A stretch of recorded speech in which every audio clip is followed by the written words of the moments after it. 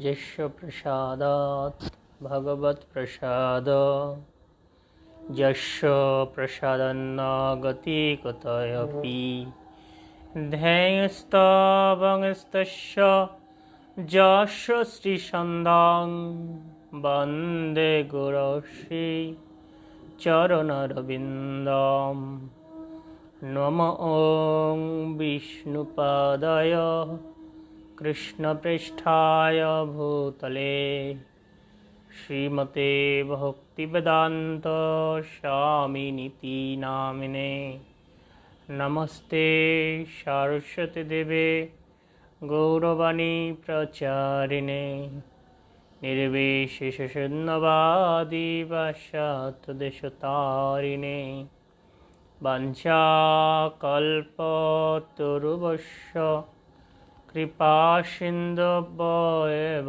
च पतितानां पावनेभ्यो वैष्णवेभ्यो नमो नमः।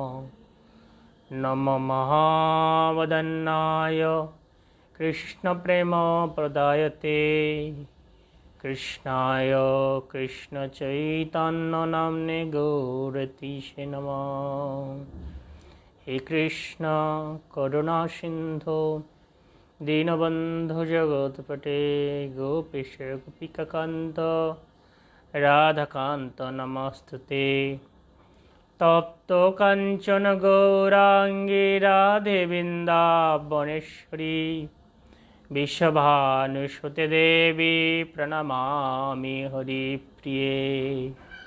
नीलाचल निर्वासाय निताय परमात्मने बलभद्र सुभद्राभां जगन्नाथाय नमः। वृन्दाय तुलसीदेव्यै प्रियाय केशवस्य च विष्णुभक्तिपदे देवी सत्यवते नमो नमः। जय श्रीकृष्ण चैतन्य प्रभु नित्यानन्द श्री अद्वैत गदाधर शिवसदि गौरभक्तवृन्द। हरे कृष्णा कृष्णा कृष्णा हरे हरे हरे राम राम राम हरे हरे। ॐ नमो भगवते वासुदेवाय। नारायणं नमस्कृत्य नरं चैव नरोत्तमं देवीं सरस्वती व्यासं ततो जयमुदीरयेत्।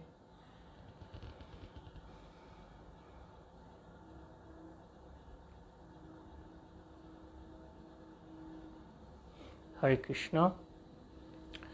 সুধী ভক্তমণ্ডলী, আপনাদের সকলকে কৃষ্ণপ্রীতি শুভেচ্ছা জানাচ্ছি এবং সেই সাথে জগন্নাথ শ্রী শ্রী জগন্নাথ বলদেব সুভদ্রা মহারানীর রথযাত্রা মহোৎসবের শুভেচ্ছা নিবেদন করছি আর আপনাদের সকলের চরণে প্রণাম নিবেদন করছি। আজ বৈষ্ণবদের জীবনের একটা আনন্দপূর্ণ দিন। সকলের প্রাণের নাথ, সকলের আরাধ্য দেব পরমেশ্বর ভগবান শ্রীকৃষ্ণেরই রূপ শ্রী জগন্নাথ দেবের আজ রথযাত্রা মহোৎসব। বিশ্বব্যাপী নানা আয়োজনের মধ্য দিয়ে রথযাত্রা উৎসব হয়েছে, কিন্তু এটা ভিন্ন আঙ্গিকে হয়েছে। এটা হচ্ছে যে প্রত্যেকটা মন্দিরের নিজস্ব সীমানার মধ্যে এই রথ টান হয়েছে, কেননা এখন চারিদিকে বৈশ্বিক মহামারী করোনার প্রভাবে এরকমটি হয়েছে। তো এটা শাস্ত্রেরই নির্দেশনা যে কলিযুগে অনেক অপ্রীতিকর ঘটনা ঘটবে, কাঙ্ক্ষিত ঘটনা এবং ধর্ম আচরণের প্রতিকূল পরিবেশ থাকবে। তা জগন্নাথের রথযাত্রা সম্পর্কে আমরা দুই একটা কথা শ্রবণ করব, যে রথটা কেন হয়েছিল। সাধারণত যখন ভগবান শ্রীকৃষ্ণ দ্বারকা ধামে লীলা করছিলেন, বৃন্দাবন ছেড়ে দ্বারকায় চলে এসেছিলেন, তো তখন মহিষীদের সাথে থাকতেন। তো মহিষীরা সকলে তাদের জীবনের থেকে বেশি সে ভালোবেসতেন কৃষ্ণকে এবং সেবা করতেন, সর্বোচ্চ চেষ্টা করতেন কৃষ্ণের বিধিবিধান করার জন্য। কিন্তু তারপরও কৃষ্ণ ভগবানের মনে সবসময় উদ্বিগ্নতা ছিল, নানা বিষয় চিন্তা করতেন তিনি। তো এটা সেই রুক্মিণী, সত্যভামা আদি মহিষীরা এই কৃষ্ণ ভগবানের এই যে উদ্বিগ্নতা দেখে কষ্ট পেতেন। মাঝে মধ্যে কৃষ্ণ ভগবান তিনি এই ঘুমের ঘরেই ব্রজবাসীদের নাম ধরে ডেকে ডেকে কান্না করতেন। চিদাম সুদাম দাস পশুদাম রাধারানী আদি যারা ছিলেন কৃষ্ণের অতীব প্রিয়, তাদের কথা মানে সেই মধ্যরাত্রে তাদের স্মরণ করে চিৎকার করতেন, কান্না করতেন। তো সাধারণত সেই কৃষ্ণের বৃন্দাবন লীলায় কী ছিল এটা সেই দ্বারকার মহিষীরা জানতেন না। তাদের জানার খুব প্রবল আকাঙ্ক্ষা ছিল যে কীভাবে দ্বারকার লীলা, বৃন্দাবনের লীলা আস্বাদন করা যায়, কি এমন অপ্রাকৃত লীলা ছিল তাদের প্রাণনাথ শ্রীকৃষ্ণের, যে তারা এত সেবা করার পরও শ্রীকৃষ্ণকে সন্তুষ্ট করতে পারছেন না। তাই তারা এটা নিয়ে সব সময় চিন্তা করতেন যে আমরা কিভাবে আরও বেশি করে এই কৃষ্ণ লীলা, কৃষ্ণের সেই বাল্যলীলা শ্রবণ করতে পারি। তো কেউ যদি কৃষ্ণের প্রতি ঐকান্তিকভাবে ভক্তিপরায়ণ হয় এবং কৃষ্ণের কথা শোনার আগ্রহী হয়, তো ভগবান শ্রীকৃষ্ণ তাকে কোনো না কোনোভাবে সেই সুযোগ করে দেন। ঐকান্তিকতাটা খুব জরুরি ভগবত ভক্তির জন্য। সেই সুযোগ চলে আসলো কিভাবে? রোহিণী মাতা, যিনি বলরামের মা, তিনি এসেছিলেন দ্বারকাতে। যখন রোহিণী মাতাকে পেয়েছেন, তখন সেই দ্বারকার মহিষীরা রোহিণী মাতাকে ঘিরে ধরেছে এবং নানাভাবে রোহিণী মাতার কাছে অনুনয় করছেন যে আমরা সেই কৃষ্ণের বাল্যলীলা শ্রবণ করতে চাই। তো তখন রোহিণী মাতা বলছেন যে দেখো, বাল্যলীলা অত্যন্ত আনন্দময় এবং পরম আস্বাদনীয়, কিন্তু আমি যদি লীলা তোমাদেরকে জানাই আর কৃষ্ণ যদি কখনো এটা শুনতে পায়, তাহলে ওদের কৃষ্ণ বলরামকে ধরে রাখা যাবে না, ওরা ছটফট করবে ব্রজবাসীদের কথা শুনে। তখন সেই রুক্মিণী আদি মহিষীরা বললেন যে কৃষ্ণ বলরাম যেন এখানে না আসতে পারে, আমরা এমন একটা জায়গা নির্ধারণ করব, একটা গোপনীয় ঘরে। আর সেই ঘরের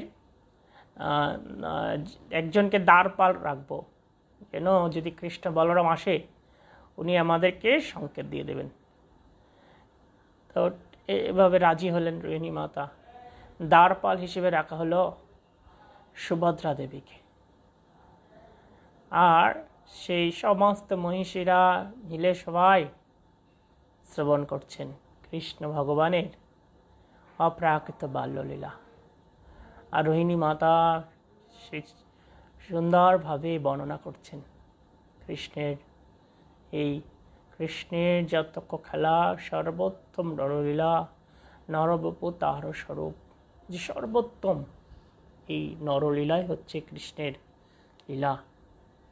তা শাস্ত্রে বলা হয়েছে যে যেখানে কৃষ্ণ কথা পরিবেশিত হয় সেখানে স্বয়ং ভগবান বিরাজ করেন, চলে আসেন।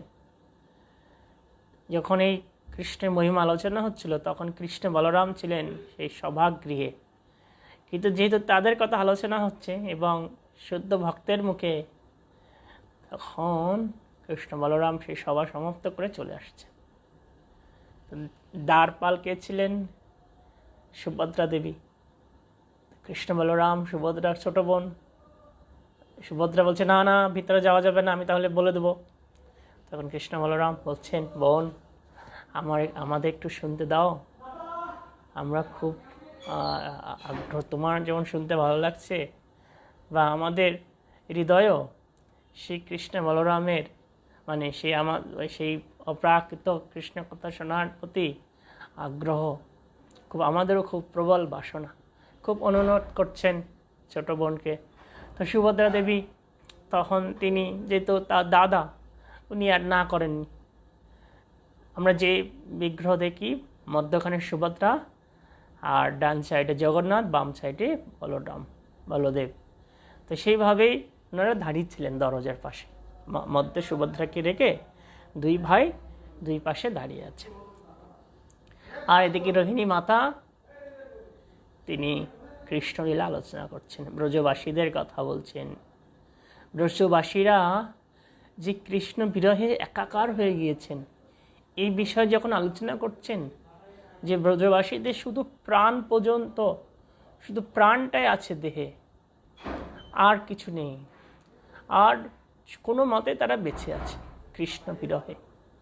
দেবী যখন শুনছেন, তখন কৃষ্ণ বলরামের সেই ভক্তদের কথা শুনে চোখ থেকে অনর্গল অশ্রু নির্গমন হচ্ছে। তো যখন কেউ অনেক কান্না করে, তখন কি হয়, তার রূপ পরিবর্তন হয়ে যায়। আর কৃষ্ণ কথা শুনে কৃষ্ণ বলরামের দেহে অষ্টসাত্ত্বিক ভাব তৈরি হয়েছিল। তো সেই কৃষ্ণ কথা শুনছেন আর চোখ থেকে জল আসছে। সুভদ্রা দেবীরও একই অবস্থা। তখন কাঁদতে কাঁদতে চোখ মোটা মোটা হয়ে গিয়েছে, হাত দুটো শরীরের মধ্যে ঢুকে গিয়েছে, অষ্টসাত্ত্বিক ভাব চরণ ঢুকে গিয়েছে শরীরের মধ্যে। তো সেই সময়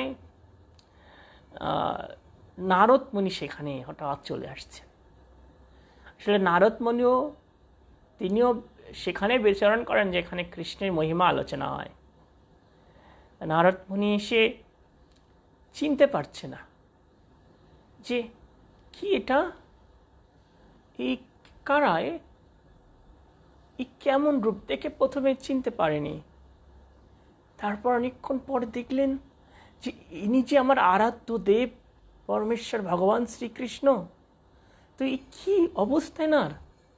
তখন নারদ মুনি প্রণাম নিবেদন করলেন কৃষ্ণ বলরামকে, সুভদ্রাকে, বলছেন যে হে প্রভু, তোমার এই করুণা ঘন বিগ্রহ মূর্ত প্রকাশ জগতে প্রকাশিত হওয়া দরকার। কলিযুগের অধপতিত জীব, তারা ভগবৎ বিমুখ, তো তাদেরকে মুক্ত করার জন্য তোমার এই দিব্য রূপ, পতিত পাবন রূপ প্রকাশিত হওয়া প্রয়োজন। কৃষ্ণের ভক্তের আবেদনে কৃষ্ণ দয়াময়। তো যেহেতু নারদ মুনি এটা বাসনা করেছেন, তখন ভগবান শ্রীকৃষ্ণ বলছেন, ঠিক আছে, আমরা জগতে প্রকাশিত হব এই রূপ নিয়ে। সেইভাবেই কৃষ্ণ বলরাম সুভদ্রা ওনারা আবির্ভূত হলেন এই ভারতবর্ষের উড়িষ্যা প্রদেশের পরিধামে। সাক্ষাৎ ভগবান সেখানে আবির্ভূত হলেন এবং প্রত্যেক 12 বছর পর পর এই যে ভগবানের নবকলেবর নতুন বিগ্রহ তৈরি হয়, এটা ভগবান নিজে আদিষ্ট করেন প্রধান পূজারীকে।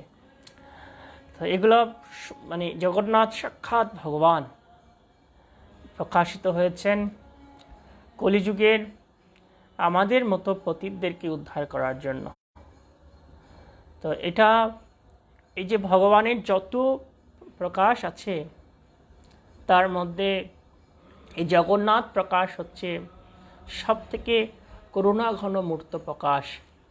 কারণ সাধারণত ভগবানের অন্য যে প্রকাশ, কৃষ্ণ বা আদি যে রূপ, সেই রূপ দর্শন করে ভক্ত ভগবানের জন্য কান্না করে, ভক্ত চোখের জল ফেলে ভগবানকে পাওয়ার জন্য।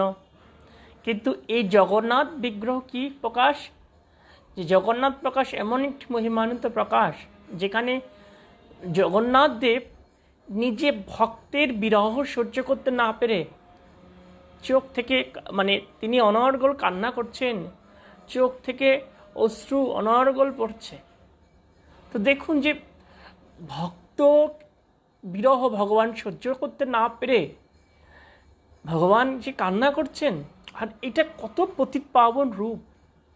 তো এই জন্যই শিল প্রভুপাদ সারা বিশ্বব্যাপী অধিকাংশ মন্দিরে এই জগন্নাথ শ্রী বিগ্রহ প্রতিষ্ঠা করেছেন সমস্ত জগৎবাসীকে করুণা দান করার জন্য। কেননা জগন্নাথ তিনি অল্পতেই সন্তুষ্ট হন। ভক্ত হৃদয় থেকে যদি একটু জগন্নাথের চরণে সমর্পিত হয়, জগন্নাথকে হৃদয় থেকে যদি একটু নাম জগন্নাথের মহিমা হৃদয়গম করে, তাহলে অচিরেই জগন্নাথ তার প্রতি প্রসন্ন হয়ে তাকে প্রেম ভক্তি দান করেন। তো জগন্নাথ অত্যন্ত পতিত পাবন। এই যে জগন্নাথের রথযাত্রা, এটা কেন হয়, এর একটা বিশেষ তাৎপর্য হচ্ছে কলিযুগের অধঃপতিত মানুষ যারা সেই মন্দিরে যাওয়ার সুযোগ পায় না, ভগবানকে দর্শন করার স্পৃহা নেই, তাই না, তাদেরকে করুণা দান করার জন্য ভগবান তিনি কি করেন, তার স্ব-মন্দির থেকে বেরিয়ে পড়েন, রাজপথে নামেন, রাজপথে নেমে সমস্ত জীবকে কৃপা দান করেন। শুধু মানুষকে নয়, পশু পাখি আদি সব জীবকে। পশু পাখি কীট আদি বলিতে না পারে, শুনিলে হরিনাম তারা সব তরে।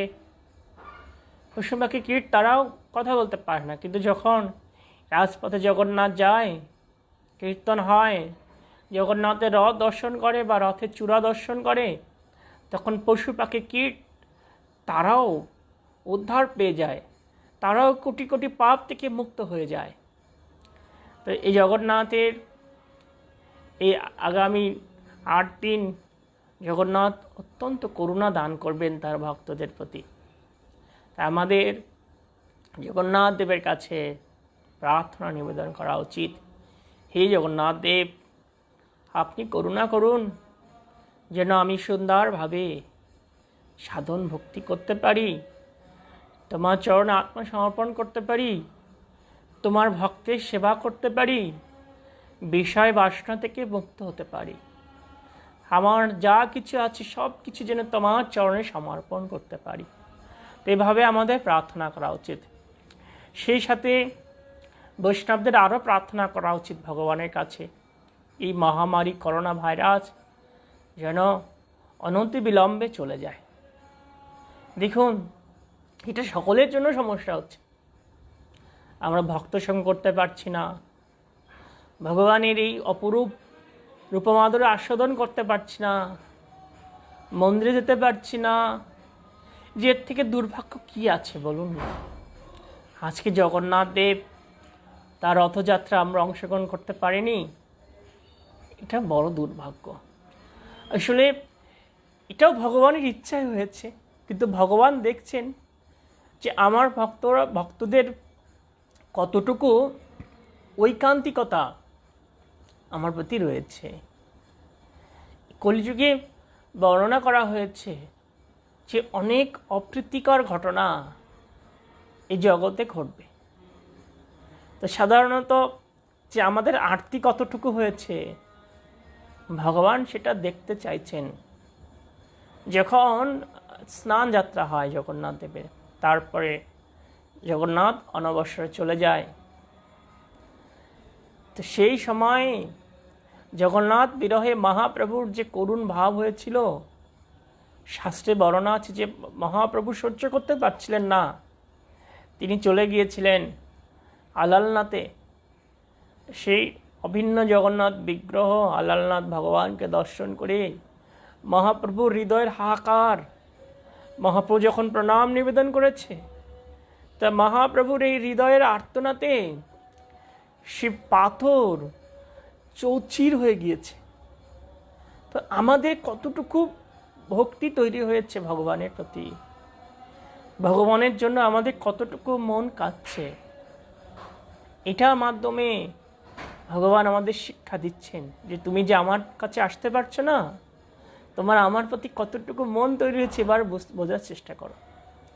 আমাদের কতটুকু সাধু সঙ্গের প্রতি স্পৃহা তৈরি হয়েছে তা আমরা এই বর্তমান এই সংকটময় পরিস্থিতি দিয়ে উপলব্ধি করতে পারি। কিছু ভক্তের হয়েছে, কতটুকু হরিকথা শ্রবণের প্রতি আমাদের আসক্তি হয়েছে সেটা এর মাধ্যমে পরিলক্ষিত হচ্ছে। তো আর একটা গুরুত্বপূর্ণ বিষয় যে ভগবান আমাদের শিক্ষা দিচ্ছেন, এই জগৎ হচ্ছে অনিত্য, এখানে কেউ চিরদিন বেঁচে থাকতে পারবে না। প্রতিদিন হাজার হাজার মানুষ পাখির মতো মারা যাচ্ছে প্রতিদিন, কিন্তু কয়টা মানুষ ভেবে দেখছে যে আমারও মৃত্যু হবে, আর আমার যদি মৃত্যু হয় আমি কি নিয়ে যাব পরপারে? এখনো অধিকাংশ মানুষ কিভাবে ইন্দ্রসুখ ভোগ করবে, কিভাবে সম্পত্তি তৈরি করবে, সেই বাসনা হৃদয়ে ধারণ করছে।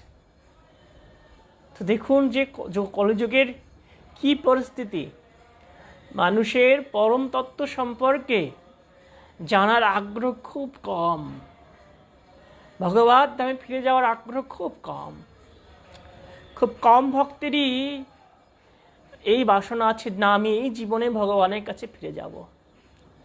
দেখুন ভগবান আমাদের শিক্ষা দিচ্ছেন এই সংকটময় পরিস্থিতিতে রেখে যে তুমি কতটুকু প্রস্তুত আমার কাছে ফিরে আসার জন্য। এখনো বহু মানুষ আছেন যারা দিনের পর দিন পাপ করে চলেছে, কিন্তু ভাবছে না যে আমি এখনো জীব হত্যা করছি, এর শাস্তি কে গ্রহণ করবে? ভেবে দেখেছেন আপনার পাপ কে নেবে জগতে? কেউ গ্রহণ করবে না, কেউ আপনার পাপ নিতে আসবে না। তাই ভগবানের চরণে পরিপূর্ণভাবে আত্মসমর্পণ করুন। যে কোনো সময় মৃত্যু আসবে, আর সেটা গভীরভাবে উপলব্ধি করে ভগবানের প্রেমময়ী সেবায় যুক্ত হন। একটা বিষয় মনে রাখবেন যে আপনার পাপের ভাগ, পাপের ফল কেউ নেবে না। আপনার সন্তান, আপনার পত্নী, আপনার পতি, আপনার পিতা, আপনার মাতা, আপনার আত্মীয় স্বজন, আপনার বন্ধু কেউ নিতে আসবে না, আপনাকেই ভোগ করতে হবে। আর এই কৃষ্ণ ভক্তি অনুশীলন হচ্ছে শ্রেষ্ঠ। আর তাই সমাজে এখনো যারা কৃষ্ণ ভক্তি অনুশীলন করছে না, তাদের কর্তব্য হচ্ছে অনন্ত বিলম্বে ভগবানের পাদপদ্মে সমর্পিত হওয়া। এই কাজটা শ্রেষ্ঠ। এই কাজের জন্য যে বাধা দেবে তিনি আমার শরীর নয়, তিনি আমার প্রকৃত হিতাকাঙ্ক্ষী নয়। আর আমার জীবনে প্রকৃত জ্ঞানের প্রকাশ তখনই হবে যখন আমি কৃষ্ণের পাদপদ্মে শরণাগত হব। আর যত সময় হতে পারবো না তত সময় আমি মূর্খই থাকবো, মূঢ় থাকবো। তো ঠিক আছে, আমরা প্রতিদিন জগন্নাথ দেবের লীলা কথা একটু একটু শ্রবণ করব। আজকে জগন্নাথ দেবের আবির্ভাবের বিষয়ে একটু বললাম, আর প্রতিদিন এভাবে বিকালে একটা লীলা আমরা আস্বাদন করব জগন্নাথ দেব সম্পর্কে। আমরা ভাগবতম পড়ছিলাম, প্রথম স্কন্দ 2 অধ্যায় 5 নম্বর শ্লোক পর্যন্ত হয়েছিল। আজ 6 নম্বর শ্লোক থেকে আমরা পড়ব। 6 নম্বর শ্লোক, প্রথম স্কন্দ 2 অধ্যায় শ্লোক নম্বর 6। সবৈ পুংসাম পরধর্ম যত ভক্তি অদক্ষজ অহেতকে অপতিহতা জয়ত্মা সুপ্রসদতে। এই শ্লোক অনুবাদ: সমস্ত মানুষের পরম ধর্ম হচ্ছে সেই ধর্ম যার দ্বারা ইন্দ্রজাত জ্ঞানের অতীত শ্রীকৃষ্ণে অহেতুকী এবং অপ্রতিহত ভক্তি লাভ করা যায়, সেই ভক্তি বলে অনর্থ নিবৃত্তি হয়ে আত্মা যথার্থ প্রশান্তি লাভ করে। তাই এই শ্লোকের মাধ্যমে আমরা বিশেষ শিক্ষা গ্রহণ করছি যে কীভাবে আত্মা যথার্থ প্রসন্ন হয়। আমরা গত কয়েকদিন যাবৎ ভাগবত কথা শুনছি। আমরা আপনাদেরকে বলছিলাম যে 6টা প্রশ্ন করেছিলেন শৌনক আদি ঋষিরা। আর 6টা প্রশ্নের প্রথম প্রশ্ন ছিল কি, সমস্ত মানুষের পরম ধর্ম কি? সমস্ত মানুষের, কি গৃহস্থ, কি ব্রহ্মচারী, কি বানপ্রস্থি, কি সন্ন্যাসী, বা কে কোন জাতের, সেটা বলা হয়, সেটা শৌনক ঋষিরা বলেনি, বলছে সমস্ত মানুষের পরম ধর্ম। আর এই শ্লোকে সেটা বলা হয়েছে যে সমস্ত মানুষের পরম ধর্ম হচ্ছে সেটাই পরমেশ্বর ভগবান শ্রীকৃষ্ণের প্রতি অহেতুকী এবং অপ্রতিহত ভক্তি অর্জন করা। তো অহেতুকী মানে এই ভগবত ভক্তির কোনো হেতু থাকবে না। যেমন এই জগতে আমরা কোনো কিছু যখন করি, আগে চিন্তা করি যেটা আমার কি লাভ হবে, এর মাধ্যমে আমি কি অর্জন করতে পারবো, তাই না? এই বিভিন্ন কিছু চিন্তা করি, আগে লাভ লোকসান, প্রাপ্তি অপ্রাপ্তি নিয়ে আগে ভাবি। কিন্তু এই ভগবত ভক্তিটা অহেতুকী, কোনো হেতু ছাড়াই। যেমন মা সন্তানকে ভালোবাসে, এই ভালোবাসাটা অহেতুকী, যে মা কখনো চিন্তা করে না আমার ছেলেটা বড় হয়ে আমাকে দেখবে কি না, সেই জন্য না, এটা স্বাভাবিক ভালোবাসা। ঠিক কৃষ্ণের প্রতি আমাদের প্রত্যেক জীবের এই অহেতুকী ভক্তি প্রদর্শন করতে হবে। এবং কি বলা হয়েছে, অপ্রতিহতা ভক্তি। দুটা বিষয়, অহেতুকী এবং অপ্রতিহতা। অপ্রতিহতা মানে কি, কোনো কিছু যারা প্রতিহত হবে না, কোনো বাধা বিঘ্ন, নানা এক সমস্যা এই কলিযুগে আছে, কিন্তু কোনো কিছু এই ভগবত ভক্তিকে বাধা সৃষ্টি করতে পারবে না। যার হৃদয়ে সে অপ্রতিহত ভক্তি আছে, কোনো কিছু তাকে নিরস্ত করতে পারে না। যেমন হরিদাস ঠাকুরকে সেই সময় চাঁদ কাজী নানাভাবে বাধা দিয়েছে, অত্যাচার করেছেন, তাকে মেরে ফেলার চেষ্টা করেছেন, কিন্তু হরিদাস ঠাকুর এই ভগবত ভক্তি ত্যাগ করেননি। প্রহ্লাদ মহারাজকেও এই ভগবত ভক্তির পথ থেকে সরানোর জন্য তাকে কি করা হয়েছে, নানাভাবে মেরে ফেলার চেষ্টা করেছে। কে? তার নিজের পিতা। তার পিতা তাকে চেষ্টা করেছে মেরে ফেলার জন্য, পাহাড় থেকে ফেলে দিয়েছে, হাতির পায়ের নিচে দিয়েছে, আগুনের ভিতর নিক্ষেপ করেছে, বিষ খাওয়ানোর চেষ্টা করেছেন, রাক্ষসীর হাতে দিয়েছে, বিষধর সর্পের মধ্যে নিক্ষেপ করা হয়েছে, কিন্তু কোনোভাবেই প্রহ্লাদ মহারাজের মৃত্যু হয়নি। আর কোনোভাবে প্রহ্লাদ মহারাজকে এই ভগবত ভক্তি থেকে বিচ্যুত করা যায়নি। তো এটা হচ্ছে অপ্রতিহতা। যেমন জোয়ারের জল যখন যায়, কোনো কিছু দিয়ে জোয়ারের জলের বেগ প্রতিহত করা যায় না, ঠিক এই ভগবত ভক্তিটা এরকম হওয়া উচিত, অহেতুকী এবং অপ্রতিহতা। তো যখন এই ভগবত ভক্তি অহেতুকী এবং অপ্রতিহতা হয়, তখন কি হয়, আত্মা যথার্থ প্রসন্ন হয়। বুঝতে পেরেছেন? আমরা যে আনন্দর অন্বেষণ করছি, সবাই সুখী হতে চাইছি, সেই সুখ বা আনন্দ বা শান্তি যেটার জন্য সমগ্র মানুষ ছুটছে, সেটা তখনই হবে যখন কেউ পরমেশ্বর ভগবানের প্রতি অহেতুকী এবং অপ্রতিহতা ভক্তি লাভ করবে। এই অহেতুকী এবং অপ্রতিহতা ভক্তি হৃদয় থেকে অর্পণ করা উচিত। আমরা এই কলিযুগে বাস করছি, নানা সমস্যা থাকবে, কিন্তু ভগবত ভক্তিকে ত্যাগ করা যাবে না। এটাই হচ্ছে ভক্তদের আদর্শ হওয়া উচিত।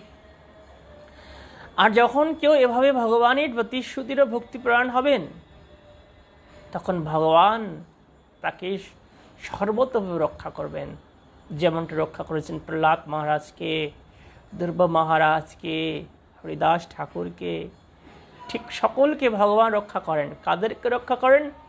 তার চেয়ে পাদপদ্মে শরণাগত ভক্তকে। তাই আমাদের ভগবৎ পাদপদ্মে শরণাগত হতে হবে এবং আমাদের হৃদয়ের ভক্তি অর্পণ করতে হবে। কোনো বাধায় আমাদের পিছিয়ে আসা চলবে না। এই কৃষ্ণের প্রতি ভক্তি এটা সকলের স্বরূপগতি বৃত্তি, স্বরূপগত। প্রত্যেকের স্বরূপের কর্তব্য, প্রত্যেকের প্রধান কর্তব্য এই কৃষ্ণের প্রতি ভক্তি অর্পণ করা। কৃষ্ণ ভজিবার তরে জীব জগতে আইল। এই জগতে জীব কেন এসেছে? কৃষ্ণকে ভজন করার জন্য, কৃষ্ণের সেবা করার জন্য। তাই প্রত্যেক মানুষের সেটা করা উচিত। আর যেহেতু মানুষ সেটা করছে না, আর যার ফলেই জগতে এত কলহ, এত বিবাদ, এত হিংসা, এত বিদ্বেষ, এত অশান্তি, এত উৎকণ্ঠা, শুধুমাত্র এই ভগবানের প্রতি ভক্তি অর্পণ না করার জন্য। যখন মানুষ পুনরায় আবার কৃষ্ণ ভাবনা উদ্বুদ্ধ হবে, তখন জগতে আবার সুখ আসবে, শান্তি আসবে, আনন্দ আসবে। শ্রীল প্রভুপাদ বলেছেন, কৃষ্ণ ভাবনা পুনর্জাগরণের মাধ্যমে এই জগতের আসরিক ভাব, কলহ, বিবাদ, হত্যা আদি সমস্ত অপকর্ম দূর হবে। আজকে দেখুন, বৈষ্ণবীয় সমাজে কোনো হত্যা নেই, বৈষ্ণব সমাজে কলহ নেই, বৈষ্ণবরা শান্তিপ্রিয়। সেটা প্রভুপাদ প্র্যাকটিক্যালি দেখিয়েছেন পাশ্চাত্যবাসীদের মাঝে প্রচার করে। আজকে এই বৈষ্ণব ধর্ম যে শান্তির ধর্ম, এই ভাগবত ধর্ম যে প্রকৃত সত্য প্রকাশ করছে, তার প্রমাণ হচ্ছে আজকে যারা যথাযথভাবে বৈষ্ণবীয় শিক্ষায় শিক্ষিত হয়েছে, তাদের জীবন আদর্শ দেখলে আমরা বুঝতে পারি। আজকে দেখুন, যারা আপনার আশেপাশে যারা হৃদয় থেকে কৃষ্ণ ভক্তি করছেন, তারা কত সুখী আছেন, কত আনন্দে আছেন। তাই প্রকৃত সুখী হওয়ার জন্য, প্রকৃত আনন্দ পাওয়ার জন্য আমাদের জীবনের যথার্থ কর্তব্য কৃষ্ণের সেবায় যুক্ত হতে হবে। শ্রীল প্রভুপাদ এখানে বলছেন যে বেদের দুটি মার্গের কথা উল্লেখ করা হয়েছে। একটা হচ্ছে প্রবৃত্তি মার্গ, আর একটা হচ্ছে নিবৃত্তি মার্গ। প্রবৃত্তি মার্গটা হচ্ছে কি? ইন্দ্রিয় সুখ ভোগ। আর প্রবৃত্তি মার্গের মাধ্যমে কি লাভ হয়? এই বদ্ধ দশা। আর বদ্ধ দশা আমাদের কি দেয়? জড় দুঃখ দান করে। তাহলে কি বললাম? যে দুটো মার্গ, একটা হচ্ছে প্রবৃত্তি মার্গ। প্রবৃত্তি মার্গে মানে জড় বিষয়ে নিমগ্ন হওয়া, কিভাবে আরও টাকা তৈরি করা যায়, কীভাবে সমাজে প্রতিষ্ঠিত হওয়া যায়, কীভাবে সম্পত্তি বাড়ানো যায়, তাই না? কিভাবে আমার নিজের ব্যক্তিত্বকে ফলানো যায়, এটা হচ্ছে প্রবৃত্তি মার্গ। কিভাবে আমি আরও বেশি ইন্দ্রিয় সুখ ভোগ করবো, কীভাবে আমি একটু সুন্দর বাড়ি তৈরি করব, কিভাবে অন্যকে ঠকাবো, কিভাবে অন্যকে প্রতারণা করব, কিভাবে অন্যের সম্পত্তি জাহির করব। এর মাধ্যমে মানুষ কি করে? এই যে যা কিছু বললাম, এর উদ্দেশ্য কিভাবে আরও বেশি ইন্দ্রিয় সুখ ভোগ করবে। ইন্দ্রিয় সুখ ভোগের জন্যই মানুষের সমস্ত পরিকল্পনা। আর এইটাকে বলা হচ্ছে প্রবৃত্তি মার্গ। প্রবৃত্তি মার্গে মানুষের রেজাল্ট কি পায়? এই ভববদ্ধ দশা। আর বদ্ধ দশায় কি? দুঃখের কারণ, অশান্তির কারণ। আমরা এই জড় জগতে যতদিন থাকব, ততদিন কি পেতে হবে?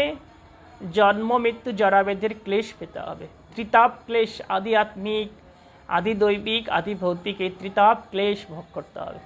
কেউ মুক্ত থাকতে পারবে না। কোনো কিছু বিনিময়ে এই ক্লেশ থেকে মুক্ত হওয়া সম্ভব না।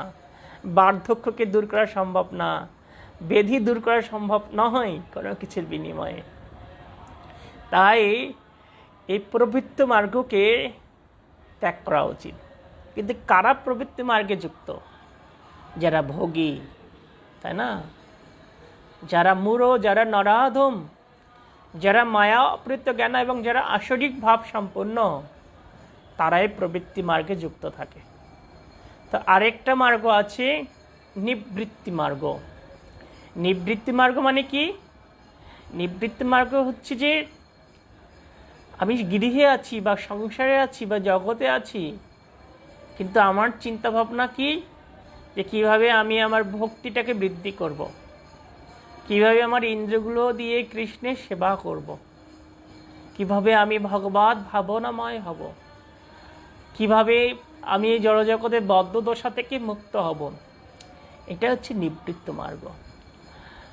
শাস্ত্রে বলা হয়েছে কারা নিবৃত্ত মার্গ অবলম্বন করেন? যারা প্রকৃত জ্ঞানী, যারা প্রকৃত মহাত্মা, তারা নিবৃত্ত মার্গ অবলম্বন করেন। তো ভগবত ভক্তি আরও বলা হয়েছে, শিল প্রভুপাদ আরও বলছেন যে ভগবানের প্রতি ভক্তিটা কেমন। এই যে নিবৃত্ত মার্গে ভগবানের প্রতি ভক্তিটা হচ্ছে নিত্য জ্ঞানময় এবং আনন্দময়। এই মানুষ যত ভগবানের প্রতি তার হৃদয়ে ভক্তিটা অর্পণ করবে, তত তিনি সে আনন্দময় স্থিতিতে উপনীত হতে পারবেন, তত তার সত্তা পবিত্র হবে, তত তিনি দিব্যজ্ঞান লাভ করবেন, তত তিনি সমস্ত ক্লেশতা থেকে মুক্ত হয়ে পরম আনন্দ আস্বাদন করবেন। এটা হচ্ছে ভগবানের প্রতি ভক্তির লক্ষণ, বা এই ভগবানের প্রতি ভক্তির মাধ্যমে এগুলো হয়। কেন হয়? ভগবান হচ্ছেন সচ্চিদ আনন্দ বিগ্রহ, ভগবান হচ্ছে সব থেকে সুন্দর। তো যখন কেউ সুন্দর ব্যক্তির সংস্পর্শে আসবে, তখন তার সুন্দর গুণগুলি আপনা থেকে প্রস্ফুটিত হবে। শিল প্রভুপাদ আরও বলছেন যে বিষয়ভোগ হচ্ছে বিষয়ভোগের মাধ্যমে ভবরোগের যন্ত্রণা বৃদ্ধি পায়। মানুষ যত বিষয় ভোগ করবে, তত তার মধ্যে এই ভবরোগ, এর যন্ত্রণা বর্ধিত হবে। যেমন মনে করুন, আপনি কোথাও গিয়েছেন, কোনো বাড়ির থেকে বেরিয়েছেন, কোনো বাজারে গিয়েছেন, আপনার কাছে 1 লক্ষ টাকা আছে। তা আপনি যখন টাকা নিয়ে মার্কেটে যাবেন, আপনার ভিতর সবসময় ভয়ে ভয়ে কাজ করবে, কি আসে, সন্ত্রাসী আসে, কখন বুকে ছুরি ঢুকিয়ে দেয়, বা কখন টাকাটা পকেট মার হয়ে যায়। কিন্তু আপনার কাছে যখন 100 টাকা থাকবে, তখন আপনার কিন্তু এরকম চিন্তা হবে না। ঠিক আপনি যখন একটা আইফোন নিয়ে রাস্তায় ঘুরবেন, 1 লক্ষ 1.5 লক্ষ টাকার একটা মোবাইল ব্যবহার করবেন, তখন আপনার চিন্তা হবে যে মোবাইলটা কে কেড়ে নিয়ে যায়। কিন্তু আপনার কাছে যখন একটা কম দামি মোবাইল থাকবে, তখন আপনার ভিতরে এই ভাবটা আসবে না। যেমন আপনি অনেক গর্জিয়াস ড্রেস পরে কোথাও যাবেন, বিশেষ করে মনে করেন মন্দিরে গেছেন, আপনি ভগবানকে ভালোভাবে প্রণামও করতে চাইবেন না। এত দামি ড্রেস পরে আমি ভগবানকে প্রণাম করব, আমার ড্রেসটা ময়লা হয়ে যাবে, ধুলা লেগে যাবে। বুঝতে পেরেছেন? এই বিষয়ভোগ সবসময় ভবযন্ত্রণা বৃদ্ধি করে। যারা বিষয়ভোগের যুক্ত, তারা ঠিকমতো ঘুমাতে পারে না, ঘুম আসে না তাদের। তাদের সবসময় চিন্তা যে কীভাবে আরও সংগ্রহ করা যায়, কীভাবে আরও সম্পত্তি বাড়ানো যায়। তারা ঠিকমতো, তাদের ভিতরে বন্ধুত্ব সম্পর্ক থাকে না, যে সব সময় তারা কীভাবে বিষয়ের পিছনে ধাবিত হয়। তাদের ভিতরে সেই পিতা পুত্র, তার স্বামী স্ত্রী বন্ধনটুকু শিথিল হয়ে যায়। আর এবং তারা ঠিকমতো খেতেও পারে না। বুঝলেন? যেমন আমরা দেখি যে দুর্যোধন বিষয়ভোগে অত্যন্ত মগ্ন। কৃষ্ণ ভগবান দুর্যোধনকে বলছেন যে তুমি এই পঞ্চপাণ্ডবের জন্য 5টি গ্রাম দাও, তাহলে এর কোনো যুদ্ধ হবে না। কিন্তু দুর্যোধন সেটা মেনে নেয়নি। আর এই বিষয়ভোগ তাকে কি করেছে? এই বিষয়ভোগের মাধ্যমে তার সর্বস্ব বিনাশ হয়েছে, ধ্বংস হয়ে গিয়েছে। দেখুন, এটা হচ্ছে রেজাল্ট। যেমন দক্ষ রাজা ছিলেন, প্রজাপতি দক্ষ, ব্রহ্মার পুত্র। তা দক্ষকে ব্রহ্মা প্রজাপতি পদে নিযুক্ত করেছিলেন। কিন্তু এই যে উচ্চ পদ পেয়ে দক্ষেরও আত্ম অহংকার হয়েছিল। দক্ষ ব্রহ্মাকে পর্যন্ত নিন্দা করা শুরু করেছিলেন। ব্রহ্মাকে উপহাস করে বলছেন যে এনার জন্য, এনার বুদ্ধিতে আমি আমার সুশীলা মৃগনয়না কন্যাকে এই শিবের মতো একটা মূঢ় ব্যক্তির হাতে তুলে দিয়েছি। দেখুন, যখন কেউ বিষয়ভোগে যুক্ত থাকে, ব্রহ্মাকেও নিন্দা করছেন, আবার শিবের মতো একজন মহান বৈষ্ণবকেও নিন্দা করছেন। মানে বিষয়ভোগে যুক্ত থাকলে তখন তার কি হয়, কারো ভালো গুণগুলো তার চোখে পড়ে না, নিজেকেই সর্বেসর্বা মনে হয়, নিজেকেই শ্রেষ্ঠ বলে মনে হয়। আর এটাই জগতে ঘটছে। জগতের সমস্ত কলহ কেন হচ্ছে? যে মানুষ কেউ মনে করে না যে আমি ছোট, সবাই মনে করে আমি শ্রেষ্ঠ, আমি জগতের শ্রেষ্ঠ ব্যক্তি, আমি অনেক কিছু করছি, আমার দ্বারা সব কিছু হচ্ছে। এটা হচ্ছে ধ্বংসের কারণ।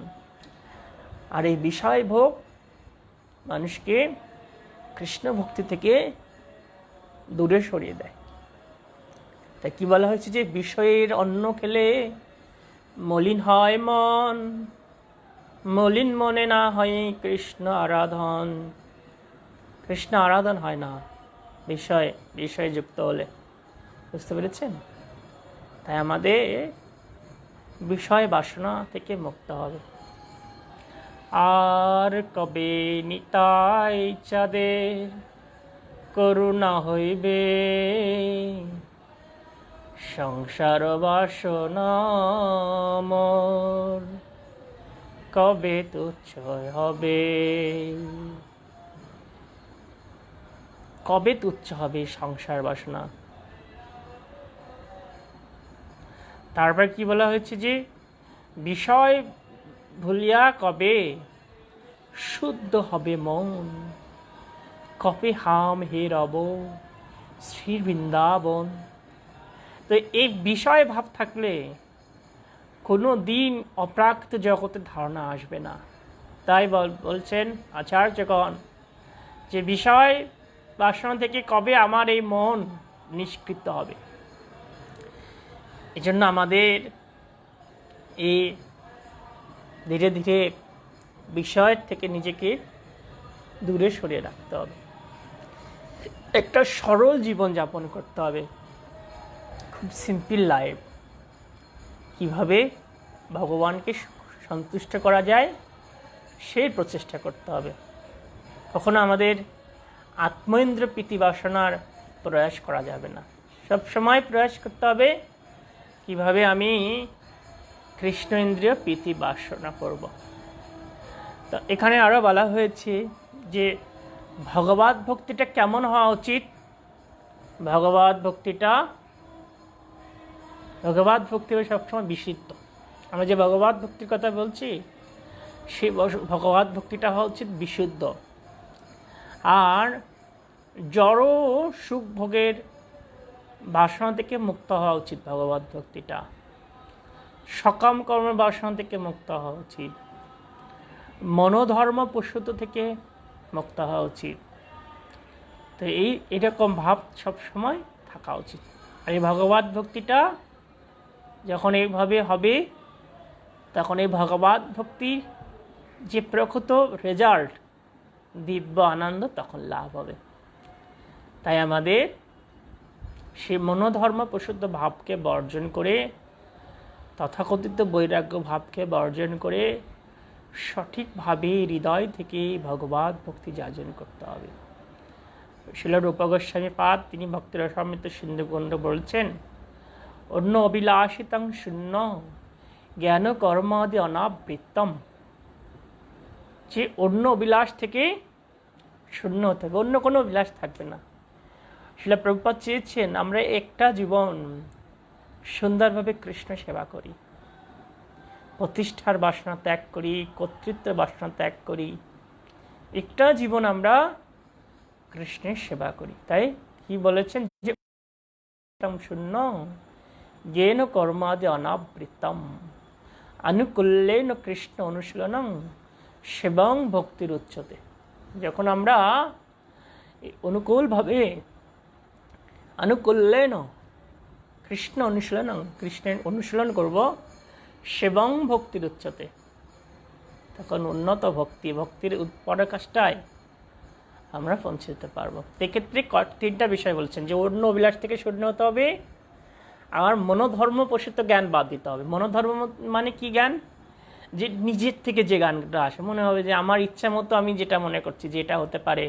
অনেকে কর গুণে জপ করে, তাই না? অনেকে নিজের সিদ্ধান্ত অনুসারে একাদশী করে, অনেকে নিজের মত মতো করে গীতা পড়ে, অনেকে নিজের মত মতো করে ভোগ নিবেদন করে। কিন্তু এগুলো হচ্ছে মনোধর্ম। কিন্তু প্রকৃত ধর্ম কোনটা? প্রকৃত ধর্ম হচ্ছে মহাজন জনগত পন্থা। শাস্ত্র তো সাক্ষাৎ ভগবত প্রণীতম, শাস্ত্র যে পন্থা দিয়েছেন, আমার মনের থেকে যেটা আসছে সেটা প্রকৃত ভগবত ভক্তি নয়, আর সেটা মনোধর্ম। আমার আচার্যগণ কি শিক্ষা দিয়েছেন, শাস্ত্রে কি শিক্ষা দিয়েছেন, সেটা গ্রহণ করতে হবে। আর সেটা গ্রহণ করলেই আমরা উত্তম স্তরে অধিষ্ঠিত হতে পারবো। এই জন্য এখানে বলা হয়েছে যে জ্ঞান কর্ম, জ্ঞান কর্ম। আর কি কর্ম? যে এই মনোধর্মের জ্ঞান বাদ দিতে হবে, আর কর্ম সকাম কর্মের বাসনা, ফল ভোগের বাসনা পরিত্যাগ করতে হবে। আর আদি জ্ঞান কর্ম আদি, আদি বলা হয়েছে যে তথাকথিত বৈরাগ্য ভাব। তথাকথিত বৈরাগ্য ভাব মানে কি? একবার শিল প্রভুপাদ তখন প্রকট ছিলেন বৃন্দাবন কৃষ্ণ বলরাম মন্দিরে। প্রভুপাদ আছেন, তো মহাপ্রভু তো অনেক দীর্ঘদেহী ছিলেন এবং তিনি অনেক নৃত্য করতেন এবং কৃষ্ণ প্রেমে মগ্ন হতেন, মাঝে মাঝে মূর্ছা যেতেন। তো একবার এরকম একটা অদ্ভুত ব্যক্তি এসেছেন বৃন্দাবন কৃষ্ণ বলরাম মন্দিরে। তিনি এরকম মহাপ্রভুর মতো ভাব দেখাচ্ছেন, অনেক সুন্দর করে নৃত্য করছেন, কখনো হাসছেন, কখনো কাঁদছেন, কখনো তার চোখ থেকে অশ্রু নির্গমন হচ্ছে, কখনো মূর্ছা যাচ্ছে, কখনো অজ্ঞান হয়ে যাচ্ছে। তো এটা দেখে ওই সে প্রভুপাদের অনেক শিষ্যরা এবং অনেকে মনে করছে সাক্ষাৎ ভগবান প্রকটিত হয়েছেন, সুদীর্ঘ দেহ বা ভগবানের মতো স্বরূপ প্রকাশ করেছেন। সবাই অনেক অবাক হয়ে গিয়েছেন। তারপর অনেক মানুষ বৃন্দাবনে অনেকে এসে ঘিরে ধরেছে যে এই মহাত্মা এসেছে, মহাত্মা বা স্বয়ং ভগবান এসেছেন। তো কয়েকজন শিষ্য প্রভুপাদের কাছে গিয়েছেন, গিয়ে বলছেন প্রভুপাদ এবং একটা স্বয়ং মহাপ্রভু তিনি এসেছেন, আপনি আসুন দর্শন করবেন। তা প্রভুপাদ তো তাকিয়ে রয়েছেন, কিছু বলছে না। তা বলছে, আবার শিষ্য বলছেন প্রভুপাদ চলুন চলুন একটু দেখবেন। তা প্রভুপাদ বলছেন কি হয়েছে বলো? বলছে একজন ভগবান এসেছেন। তখন প্রভুপাদ বলছেন তুমি কি আমার শিষ্য? বলছেন হ্যাঁ। আমি যা বলবো তুমি পালন করতে পারবে? বলছে হ্যাঁ। বলছে তুমি একটা কাজ করো, ও যে ভগবান এসেছে তুমি যে ওর বুকে একটা পদাঘাত করো।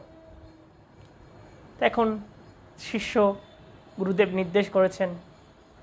তো ওই শিষ্য যে ওই ব্যক্তিটার বুকে পদাঘাত করেছে। ওই ব্যক্তিটা তখন অজ্ঞান হয়েছিল, মানে মূর্ছা গিয়েছেন। যখন বুকে পদাঘাত করেছে তখন উড়ে গিয়ে উঠেছে, কে আমাকে এভাবে আঘাত করলো, কে, কোথায় সেটা? তখন প্রভুপাদ চলে আসছেন, এসে বলছেন দেখো তোমাদের ভগবান যে কেবল কত ভাব দেখাচ্ছিল, তোমরা যাকে মহাপ্রভু মনে করছিলে আজকে দেখো তোমাদের ভগবান। মহাপ্রভু কি শিক্ষা দিয়েছেন? তৃণাদপি শুনিছেন তরূপি সহিষ্ণুনা অমানিনা মানদেন কীর্তনিয়া সদাহরি। কিন্তু তোমাদের ভগবানের কি ভাব দেখো, একটু আমার একটা শিষ্য তাকে একটু আঘাত করেছে আর তার ভিতর কি ক্রোধ। তো এটা হচ্ছে তথাকথিত বৈরাগ্য ভাব। তো এই ভাব দেখিয়ে কখনো প্রকৃত বৈষ্ণব বা গুরু অথবা কৃষ্ণের প্রীতিবিধান করা যায় না।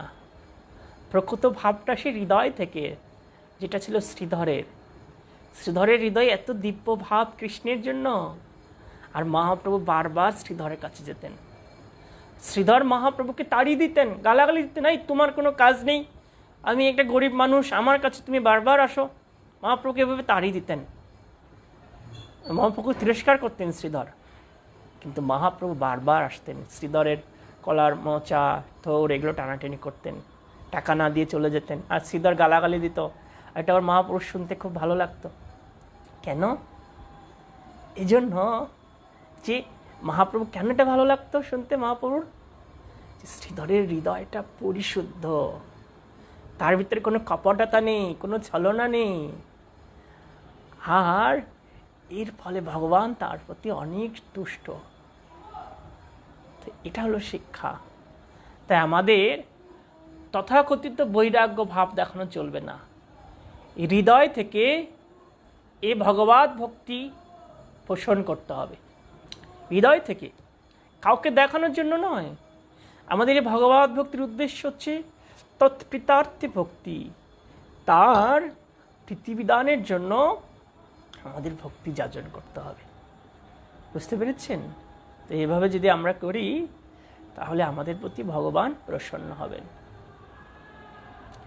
তারপরে আলোচনা করা হয়েছে যে ভগবান হচ্ছেন সমস্ত জীবের মূল আশ্রয়,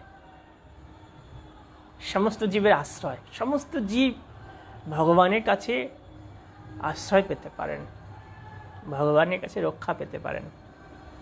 কেউ যদি ভগবানের চরণে আশ্রিত হন, ভগবানের কাছে প্রার্থনা করেন, ভগবান তাকে সর্বতঃ রক্ষা করেন।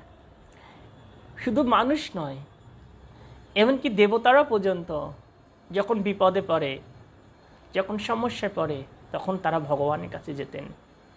ভগবানের কাছে যেয়ে তাদের সুরক্ষার জন্য প্রার্থনা করতেন, আর ভগবান বারবার এসে দেবতাদের রক্ষা করতেন।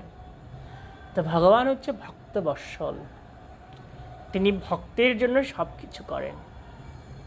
তাই আমরা যখন ভগবানের পাদপদ্মে শরণাগত থাকব, ভগবান আমাদের সর্বতোপ রক্ষা করবেন। দেখুন, ব্রজবাসীরা ভগবানের চরণে সমর্পিত ছিলেন, তাদের অন্য কোনো চিন্তা ছিল না যে কৃষ্ণ আছেন, কৃষ্ণ দেখবেন। যখন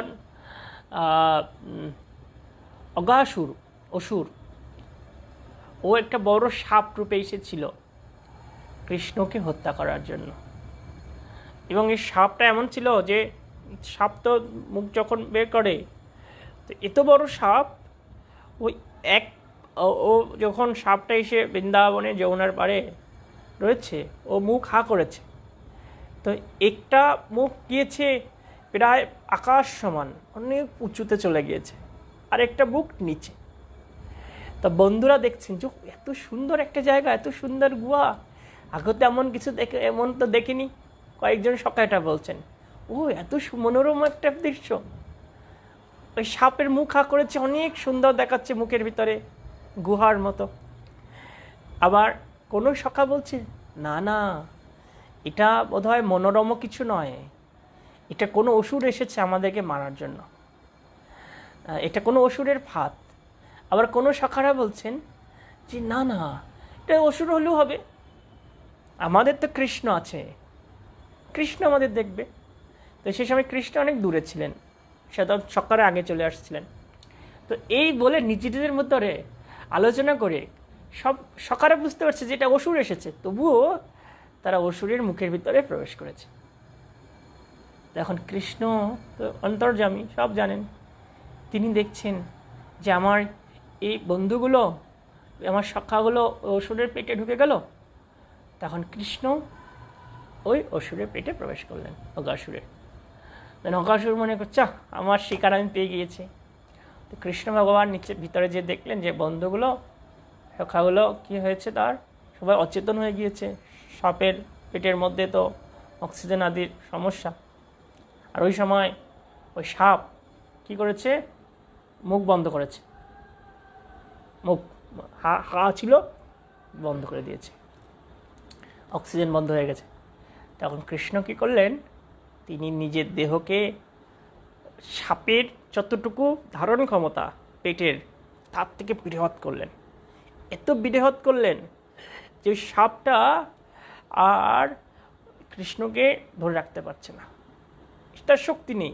এমনভাবে কৃষ্ণ ভগবান নিজেকে বর্ধিত করেছেন, ওই সাপ আর ধারণ করে রাখতে পারছে না ওই অগাসুর।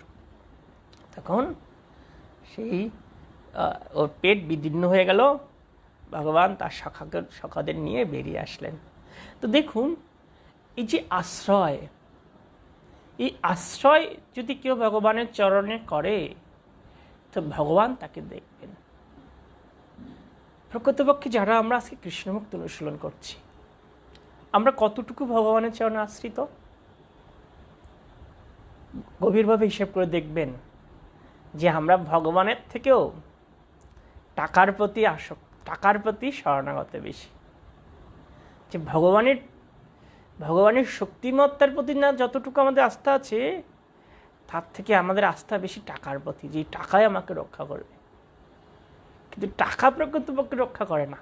বহু মানুষ এখন মারা যাচ্ছে করোনা ভাইরাসে, ধনী ধনী ব্যক্তি, টাকা তাদের রক্ষা করছে না। শ্রীমদ্ ভাগবতম বলছে, যদি অর্থ বা বড় চিকিৎসক যদি মানুষকে বাঁচাতে পারত, তাহলে জগতে অনেক বড় বড় চিকিৎসকের সামনে অনেক দামি দামি ওষুধ থাকা সত্ত্বেও মানুষের মৃত্যু হতো না। দেখুন ভাগবত শিক্ষা আমাদেরকে কত উন্নত জ্ঞান দান করছে। তাই আমাদের ভগবানের প্রতি নির্ভরশীলতা বাড়াতে হবে, ভগবত ভক্তির প্রতি আস্থা বৃদ্ধি করতে হবে, আর ভগবানের শ্রী পাদপদ্মে একান্তভাবে শরণাগত হতে হবে। ভগবানের শ্রী পাদপদ্ম হচ্ছে অভয় চরণ, অভয়, সেখানে কোনো কি নেই, ভয় নেই, কোনো ভয় নেই। ভগবানের পাদপদ্মে যারা আশ্রিত আছেন তাঁরা সমস্ত ভয় থেকে মুক্ত। ভগবান শ্রীকৃষ্ণ নিজে প্রতিশ্রুতি দিয়েছেন যে মামেকং শরণং ব্রজ, যারা আমার চরণে আশ্রিত হন, সর্বধর্মান পরিত্যজ্য মামেকং শরণং ব্রজ অহং তাং সর্বে পাপেভ্যো মোক্ষয়িষ্যামি মা চ। আমি তোমাকে সমস্ত পাপ থেকে মুক্ত করব, সমস্ত বিপদ থেকে মুক্ত করব, মা শুচ, তুমি ভয় করো না। তো ভগবানের চরণে আশ্রিত হলেই আমরা নির্ভয়ে থাকতে পারব। এই জন্যই বলা হচ্ছে যে সবৈপুংসম পরধর্ম যত ভক্তির অদক্ষজ। সমস্ত মানুষেরই উদ্দেশ্য এটাই, সমস্ত মানুষের কর্তব্য এটাই, সমস্ত মানুষের ধর্ম এটাই যে ভগবানের প্রতি অহেতুকী এবং অপ্রতিহত ভক্তি লাভ করা। এটাই হচ্ছে সবার ধর্ম। দেখুন আমরা যদি পূর্বে কিছু কাহিনী দেখি, পূর্বের ইতিহাস, মনি ঋষি যারা ছিলেন, লক্ষ লক্ষ মনি ঋষি, ওনারা কোথায় বাস করতেন? বন জঙ্গলে বাস করতেন। এখন তো বন জঙ্গলে বাঘ নেই, সিংহ নেই বললে চলে, এগুলো খুব অপ্রতুল, কিন্তু পূর্বে এগুলো অধিক হারে ছিল বন জঙ্গলে। কিন্তু সাধুরা বন জঙ্গলে থাকতেন, মনি ঋষিরা থাকতেন। তা কার উপর নির্ভরশীল থাকতেন? ভগবানের উপরে। ধ্রুব মহারাজ যখন তপস্যা করছিলেন, তখন ধ্রুব মহারাজকে কারা পাহারা দিচ্ছিল জানেন? বাঘ, তারপরে সিংহ, হাতি, এরা চারিদিক থেকে বেষ্টন করে রেখেছে ধ্রুব মহারাজকে যেন কেউ ক্ষতি করতে না পারে। তো ভগবানের প্রতি যখন ভাবে আমাদের আত্মনির্ভরতা বাড়বে, তখন আমাদের মনের সমস্ত ভয়, উৎকণ্ঠা এগুলো দূর হবে। তখন আমরা যথার্থ শান্তি লাভ করতে পারব। তাই শুধু ভক্তমণ্ডলী, আমাদের ভগবানের প্রতি নির্ভরশীলতা বাড়াতে হবে, ভক্তি বাড়াতে হবে। আমাদের চেষ্টা করতে হবে যে ভগবত ভক্তির পথে ক্রমান্বয়ে এগিয়ে যাওয়ার জন্য। আমরা এমন কোনো আচরণ যেন না করি যেন জড়জগতের বন্ধনে আরও আবদ্ধ হয়ে যায়। আমাদের সবসময় এই জড়জগতের বন্ধন থেকে মুক্ত হওয়ার জন্য প্রচেষ্টা করতে হবে। যদি আমরা এভাবে প্রচেষ্টা করি, তাহলে অবশ্যই আমরা এই ভাববদ্ধ দশা থেকে মুক্ত হয়ে গোলক বৃন্দাবন ধামে ফিরে যেতে পারব। সবাইকে অসংখ্য ধন্যবাদ। আপনারা সুন্দরভাবে কৃষ্ণ ভক্তি অনুশীলন করবেন, এই মনুষ্য জীবনকে ধন্য করে গড়ে তুলবেন, এই প্রার্থনা নিবেদন করছি। হরে কৃষ্ণ। শিল প্রভুপাদ কি জয়, সমাবেত ভক্তমণ্ডলী কি জয়, নিতাই গৌরপতি প্রেমানন্দে। হরি হরি বল।